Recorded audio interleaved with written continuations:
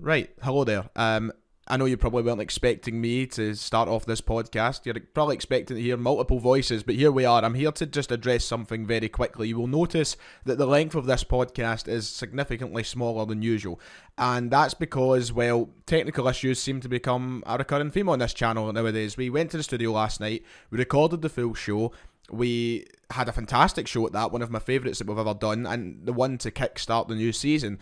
But after a certain point in the podcast, Kieran's microphone just decides to switch off. From about 25, half an hour onwards, 25 minutes, half an hour, you can't hear a word that Kieran says until the last 5 minutes of the show. The microphone has just decided to switch itself off and then come back at a later point. So I've basically had to cut a large chunk of the show away. We still have the main beef of conversation about today's massive news that JOTA has signed. Keep in mind, we recorded this last night, presuming that he would be signed this morning. So the conversation is still very relevant to JOTA signing. We knew that it would be announced. We knew that it was only a matter of hours, you could say, until he was officially a Celtic player. So we are speaking in the context that he had signed for the club. Aside from that, I've had to shorten the show down. I've had to take out the Twitter questions at the end, the Who's That Tick segment as well.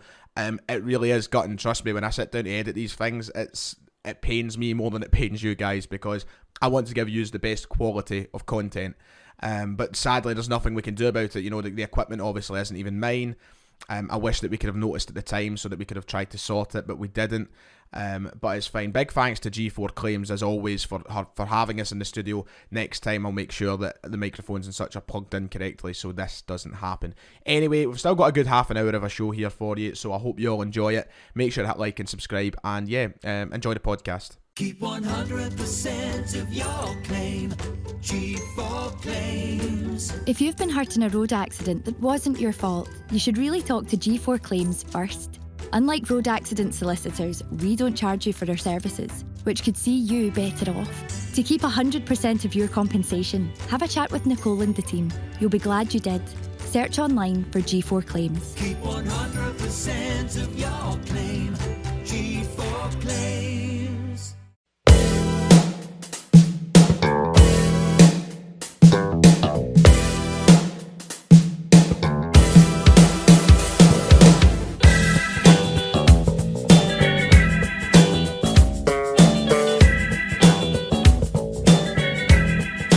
Ladies and gentlemen, welcome back to the Sellik, the Thunder podcast. We're finally back after 3 weeks, nearly 4 weeks off.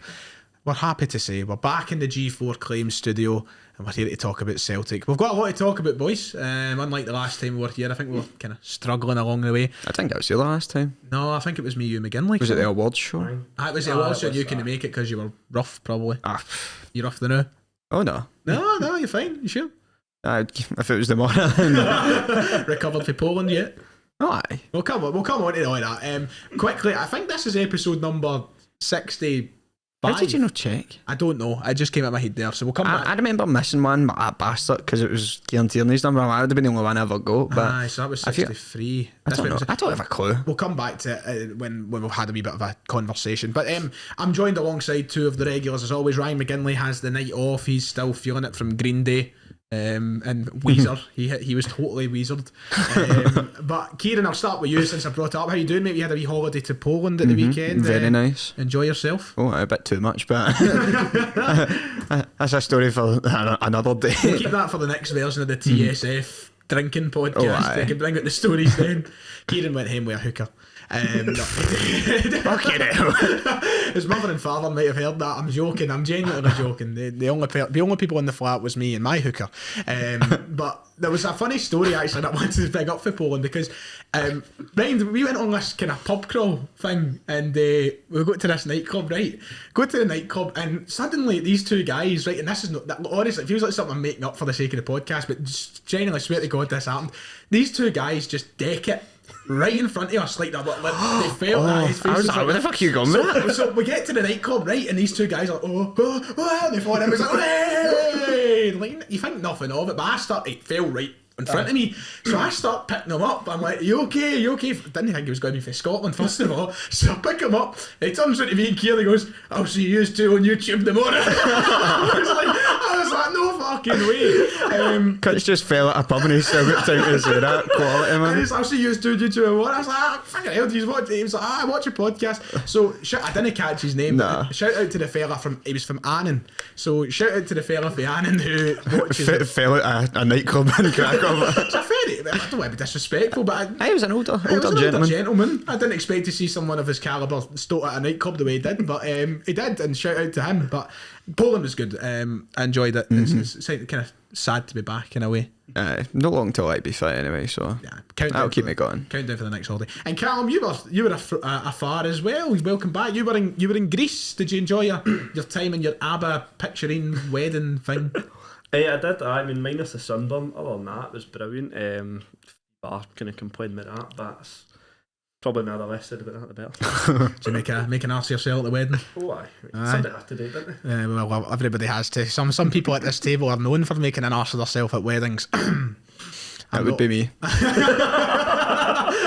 This man was trapped inside Celtic Park of all places after a wedding quite recently. But less said about that, the better. The fact that the wedding wasn't even at Sellik Park. Staunch wedding. Very quickly, I found out it is episode 65. I was correct in assuming so. So episode 65 of the podcast, which means, can you think of any 65s in the club's history? It would be some player that's came up through the youth system, and wasn't it like Calvin Miller or nothing, was it? There was one very recently. Was there? There was one that was very pivotal in a Scottish Cup final in recent memory. Connor Hazard. Connor Hazard is correct. I had no idea what number he was, to be fair, but I didn't think it was that. And then apart from that, I would have never got it. I don't even remember the name. Lewis Kidd in 2012-13. Oh, no. Apparently as well, wore 65. Do not recognise the name. Sorry, Lewis, if you happen to watch the show. But it's time to get into the conversation. It's time to talk about Celtic as we normally do. And of course, the last few weeks we haven't done a podcast because there's not been much to speak about since the last podcast was titled "The Wait for CCV and JOTA Goes On." And it looks as though the wait is finally over for the pair of them. We'll start off with JOTA. The reports, by the time this podcast is out, disclaimer, we're hoping the announcement has been made. It might not have been. It surely will have been. He's in Glasgow. He's apparently been in Celtic Park. He is ready to become officially a Celtic player.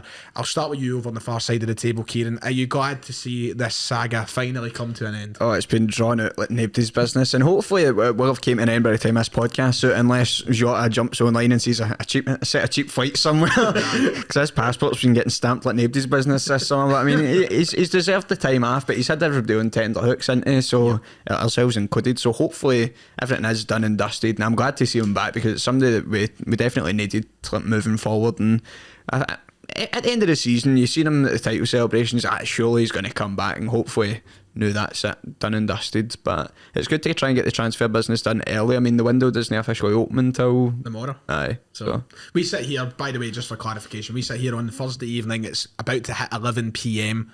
So the transfer window will officially open at midnight.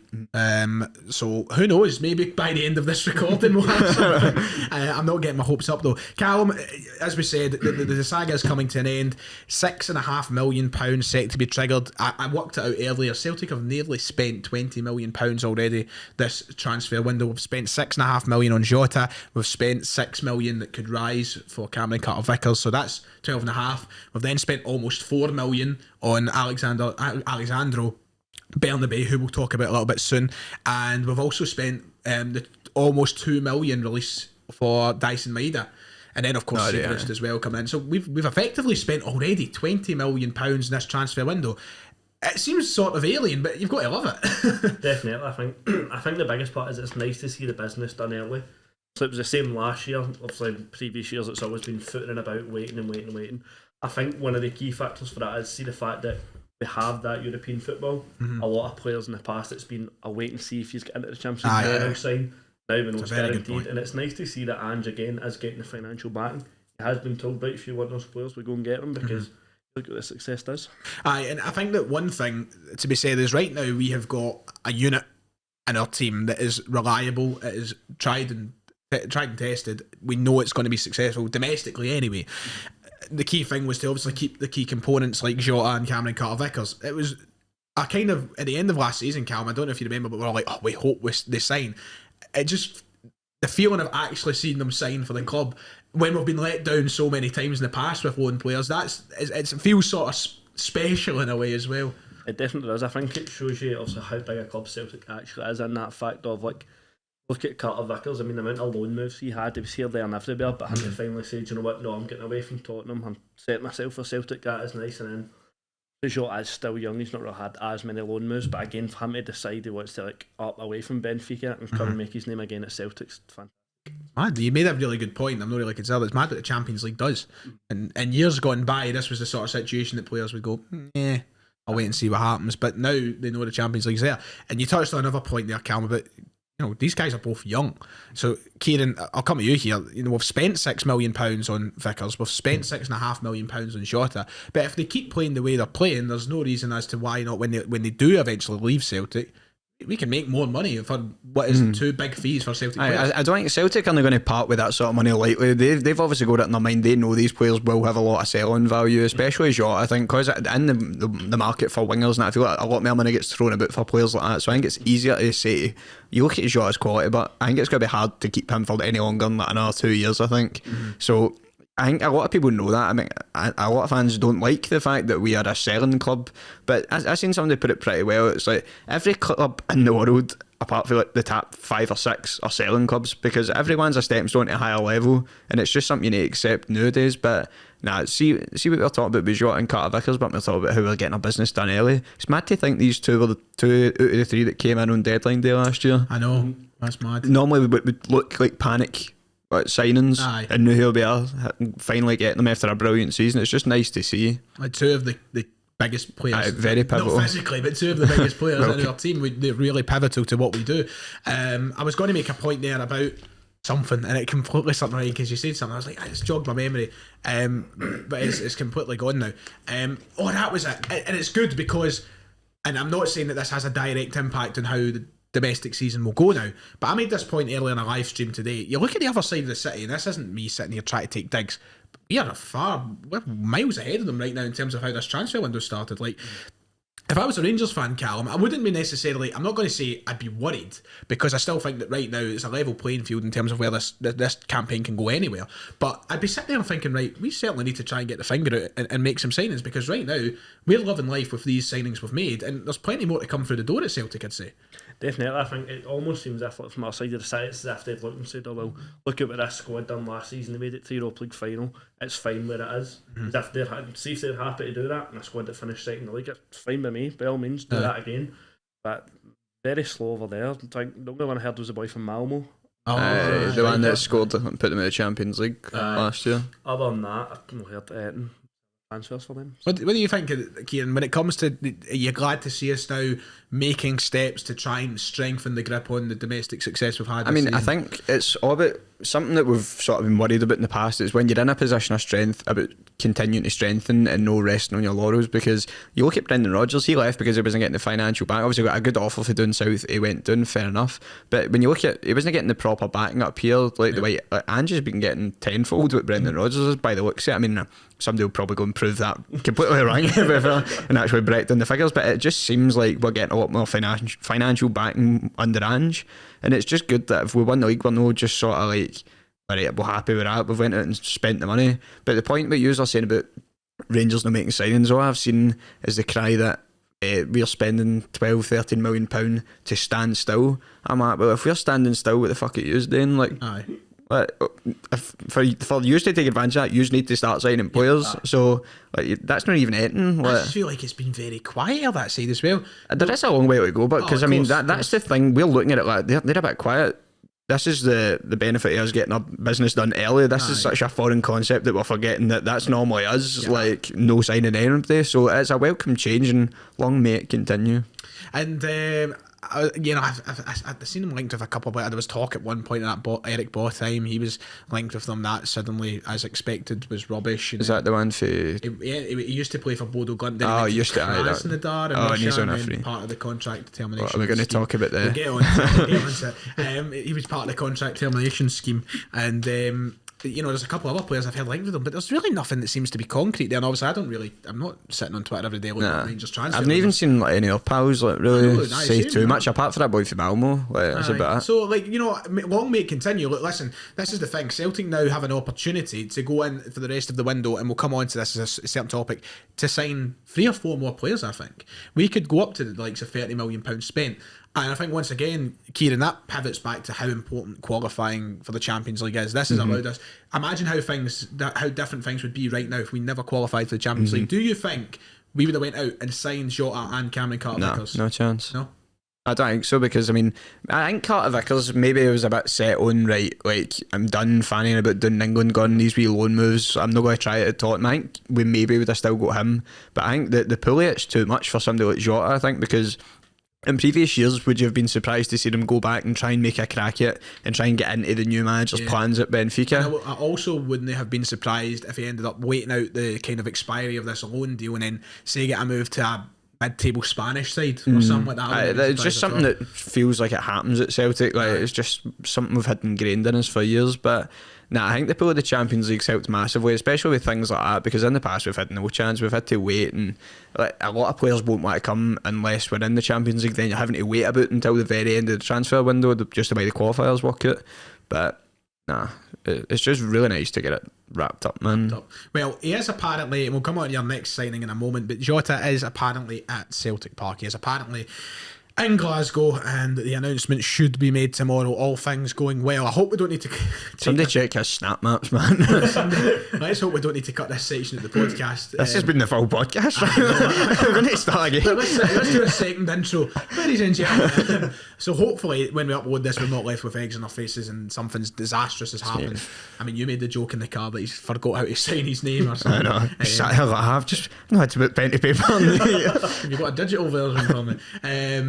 So I'm going to ask an on-the-spot question to the two of you, but you might not be able to answer because you might need a bit of time to think it. But how do you think you'll be announced, Steve? Do you have a favourite? They've surely got to have some creative way, but I think they'll work in the tune, to be fair. They've got to work that in some way, but I mean, what was the way they announced that Burnaby the day? Like it was but it was like the calling, like Ange Postecoglou's the Coglu on the phone. Like somebody's like, how are you leaving him on for 10 rings? That's your new boss, folks. Have you got any thoughts, Cal? Think you might dress up as George Michael again?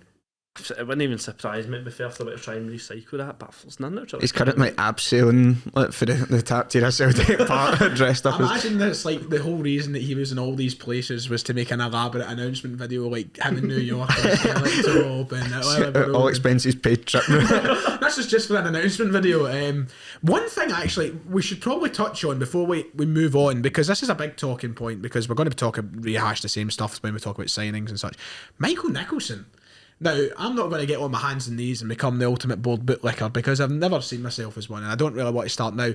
But you've got to admit, like this is Michael Nicholson seems to have ushered some sort of change, Cal, if we're willing to spend so quickly and so easily, you could say. Feels a wee bit like the episode with Still Game with Tam, and it educates himself. He just spend free, he's like, have this or that. That's how it feels, but do you know what? Long may it continue, I'm happy with it. There was a lot of criticism, obviously, very early days of Michael Nicholson because of it just seemed like he was going to be a pure puppet, but the Bernaby Higgins situation, and then Bernaby Higgins, a lot of people obviously assumed that he would be the kind of lol puppet, as you said. But I mean, I'm not going to rush to give anybody in that board any praise. No, of course not. But no chance. I think the one thing that you can do though is acknowledge that there seems to be something some steps in the right direction, but it's just about the long term aims and that. If let's try to be sustainable, and because I mean the whole thing with Don Mackay was trying to like change the vision of the club and the modernisation and that, and I think that was what people were more annoyed about, because it went from being that to somebody that's already in the door, it's not a fresh face or nothing. So I don't know. I think time will tell. I think it's easy to look at it as positive now, but in a wider context, I think you might it would be better to look back in a few years, I think, and judge it then. Because I think in the moment, I think it's pretty easy to be sort of blinkered with it. Yeah.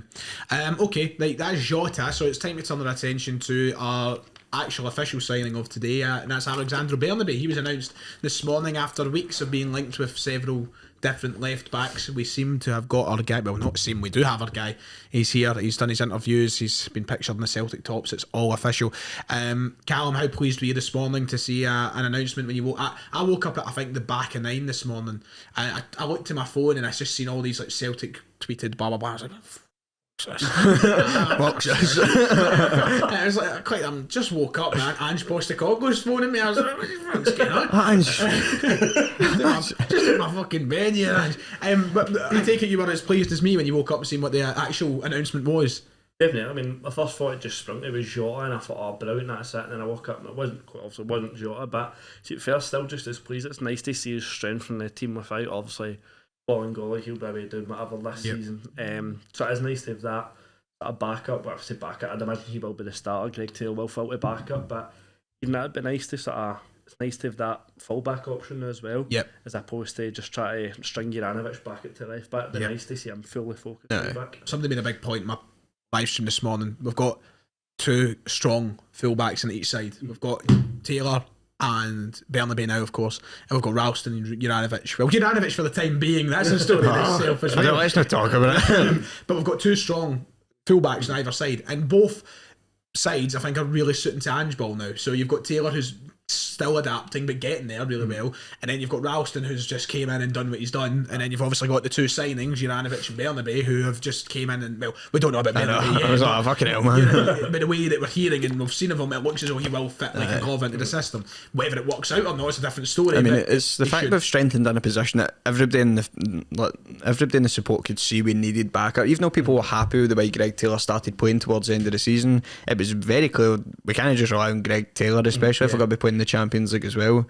I don't mean to jump on the whole against Taylor bandwagon, but I mean, I still, as Callum said, I think this new guy's coming in to be the starter.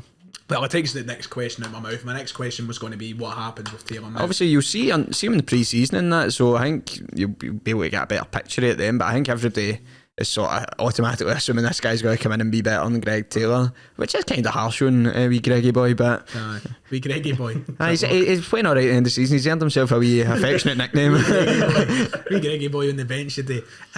No, you're right, and Taylor really came on to a strong game towards the ending of the season last year. I think there was a real conversation for him making that his jersey to lose. But deep down, I think every Celtic fan knows that we can do better, and you don't stop. As Ange says, we never stop. At any point, you don't stop looking for improvement. The best player in our team at the moment, you could say, is Callum McGregor, for example, right? You'd probably say he's the best, the most consistent player, and I don't think we can replace him. But if something suddenly came along, you wouldn't turn your nose up at it, because the aim is always to get better. See, I think as well, actual signing somebody, I think that the boost it gave, Ralston obviously was playing before Juranovic came in, but see, having somebody of high quality, you're competing for a space, I think it's going to make them better players. So, what does it say? Pressure makes diamonds. Very cheesy saying, but it's the saying, isn't it? Pressure makes diamonds, and obviously Ralston would have been feeling the pressure. Juranovic comes in, right? Suddenly my Celtic career's back to being limited, and then he's made something. Yeah. He's made something of it. So pressure obviously does do something. But Bernabe, he looks a cracking wee player.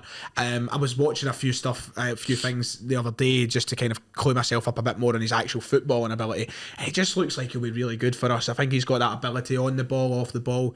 I think he's going to offer us a lot moving forward. And one thing, Callum, that we can say is it seems like he carries a little bit of an attitude, a personality. Sent off in his last game for a headbutt. Is that the kind of thing you like to see? Are you looking forward to having someone with a bit of fire in them? Oh, definitely. I mean, I think especially, with the way the game goes now, bits that are a bit soft, but I mean, it was very Kyle Lafferty-esque the way the boy went down. It was, wasn't it? It was very down rolling a bit, but no, it's nice to see a player with that sort of fire in him, as opposed to him that would just like, don't get me wrong, as much as I love like Tati and such, you goes through somebody in a tackle, you straight away go and help them up. You go right through them, walk away from it, pick up yourself. I feel like that's been the case with the 2 main Japanese boys, Dyson Maeda as well, I suppose, but I've not really noticed it with him. But I feel like it's the same with Kyogo as well. I feel like it's a very, I don't know if it's ingrained in their culture just to be like sort of generous and kind and caring and such. But I feel like every time I've seen Kyogo tackle somebody, he's been right over it. Sorry, come on. So I don't know if it's just they're much nicer people than us, so I don't know if it's just part of the personality. But no, you're right. I like the thought, Kieran, of having You know, I miss the days of an Artur Boric, you know, someone who's just a Fruit Loop. I know that can come back to bite you on occasions, but I feel like you need that in a team sometimes. I know, I mean, I feel like, obviously Scott Brown, but I mean, I feel like somebody from our country that just comes in as a bit of a cycle, that, I don't know, it just spices things up a wee bit, man. Keeps the team on their toes. He's definitely the kind of player who's going around whipping towels off people, aren't they? Like, you can just see it, keep everybody on their toes. But it's good to see him come in. And it solves a lot of problems, and it stops us having to talk about a left back for the time being. So now we can talk about other positions on the park. No in our luck though, we never go there in 6 months' time. We need a left back. Hopefully not. I have faith in this one, I really do. And that's the two sort of big ins of at the moment in the transfer window, but there's still work to be done, I would say. I said earlier today what I think Celtic still need to do, but I'll come to you guys first. What's the next big thing on Celtic's shopping list? Callum, I'll start with you. What would you like to see? Who would you like to see come through the door next in terms of position, player, type? What were you thinking? Personally, I like another centre half, and I've seen that. I think it was a boy from Schalke. I'm not sure. I don't think that's too realistic. I don't even know how to pronounce his name. I'm not too sure, but I said that also it would be nice. It would have been a nice sort of swap deal. Also, he got it there. Take Julian. Well, he comes here, so they take Julian. But I don't know. It'd be nice to obviously shop about, even if we were to continue maybe in like that sort of like South American market. Yep. We'd try and keep looking there, but that and maybe another left winger. But other than that, I'm quite happy with what we've. Okay. Kieran, any thoughts? I mean, I think cover for centre half's an essential, because I mean, Julian is going to be away. Stephen Welsh is going to be our only actual cover for centre half, when that's not going to cut it. So, because I mean, you don't want to rest on it and think that hopefully the two don't get injured, because it's a long season, things can happen, so it's out with your control. So you want to have somebody else in. That's the problem. But see with that boy for Schalke, I'm like, we're not going to spend 8 million quid on some. Is it Tiao? It's pronounced. No idea. Something along those lines, I think. I feel McGinley would probably know how to pronounce it. He'd have probably went and looked up. I feel like it's the only thing is I didn't watch any of the second division in Germany last season, so I wouldn't have a clue. But that's the thing. See if she's getting touted for £8 million, I'm like, we're not going to spend £8 million on somebody that's not going to be guaranteed starter. And players worth that much that are getting linked with big clubs aren't going to come in to no be a guaranteed first name in the team sheet. I had a bone to pick with McGinley altogether actually on this show. Not if he'll be watching. I feel like when was the last time you were on this show without having a bone to pick? No, but I remember he put up a tweet the other day, and it was like, if Koei Couture is there available for $5 million, we should absolutely go for it. I don't agree. I don't think we should be spending anywhere near £5 million on a centre half when we've already got two settled centre halves, and you don't know if they're going to come in and start. It becomes, I don't know, because you want somebody that could slot into that back line seamlessly and think, right, they're no like. You don't want to sign like a pure 19-year-old that's no ready for the first team. Like, you need somebody that's ready to come in and be like able to start, but knows that they're not going to be there. But it's such a refined market. Like, you need to find somebody that's going to be happy to play second fiddle, but you also don't want somebody that's. But you can't afford to pay somebody. I don't think we can find somebody like that for £5 million. It's so specific, man. If you're spending £5 million in a centre half, they're coming in to start week in, week out. That's it. We paid £6 for Cameron Carter-Vickers. It's a difference of £1 million. I don't think that Starfelt is, and I know a lot of people still seem to hate on him. We're not going to sign someone just to go, right, Starfelt, you're on the bench now. Bye. No £5 million going to be spent in a centre half. The boy that I want that Harwood Bellis for Man City. I think he would be a crack signing. Wait, age is he back? Because I'm 21. And he played at Stoke last season. Got good reviews in the Championship. See, if you've got that sort of like actual experience playing at a level like that, I mean, it's not the best, the Championship down south, but I mean, it's still an alright level to try and play your trade. But I don't know. I mean, I remember seeing links with that at the start. Like, let's say the start of the window, it's not even started yet, but a few weeks ago.